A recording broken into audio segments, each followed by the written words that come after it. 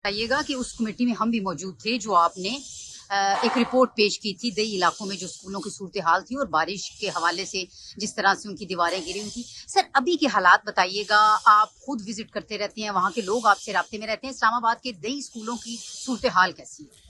دیکھیں جی, بہت سارے ایسے اسکول تھے اس وقت بھی جو جن کو بہتر ہونا چاہیے تھا. ہمارے جو روات کا ہمارا سرکل ہے اس میں نیلور سرکل کے اندر تو ابھی تک مطلب ایسا اس طرح سے بہتری نہیں آئی, کیونکہ اگر اسکولوں کو رنگ روغن کر کے اگر ان کو تھوڑا بہتر کیا گیا ہے تو لیکن ٹیچرز نہیں ہیں, جو سب سے بڑی پرابلم ہے. اور سب سے بڑا جو ایشو ہے ہمارے جو رورل سیکٹر جتنا بھی ہے اس کی بچیوں کی ایجوکیشن کا, کہ وہ مطلب جب بھی آپ کو پتا ہے کہ بچیاں اتنے دور ٹریول کر کے ان کے والدین ان کو شہر کی طرف نہیں لے کے آ سکتے, تو میں نے آج بھی کمیٹی میں یہی کہا ہے کہ اس طرف بچیوں کی ہائر ایجوکیشن کے لیے کوئی بندوبست کیا جائے. کوئی صرف مطلب دو سیکٹرز ہیں, ایک نیلور سیکٹر ہے, ایک سیالہ سیکٹر ہے, تو اس میں کوئی بچیوں کی بہتر ایجوکیشن کی اور ہائر ایجوکیشن کے لیے کوئی انسٹیٹیوٹ بنائے جائیں تاکہ وہ بچیاں آگے پڑھ سکیں اور اپنے ملک کی ترقی میں بہتر کردار ادا کریں. سر وہاں کے دونوں سیکٹرز میں کیا بالکل کوئی کالج نہیں ہے؟ کیا فیگرز ہیں؟ تھوڑی سی اعداد و شمار دیکھیں, کالج اگر ہیں تو وہ پہلے اسکول تھے اور انہی کو اپ گریڈ کر کے تو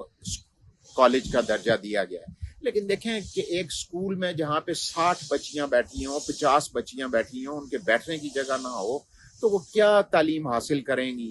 تو اصل میں یہ ایشو ہے کہ علیحدہ سے کالجز کی بلڈنگ ہونی چاہیے, اسکولوں کی علیحدہ سے ہونی چاہیے. بھائی اسکول سے فارغ ہوتی ہیں بچیاں, کالج میں جائیں, ان کو ایک بہتر معیار تعلیم ملے, ٹیچرز اویلیبل ہوں تاکہ وہ زیادہ سے زیادہ بہتر ایجوکیشن حاصل کریں.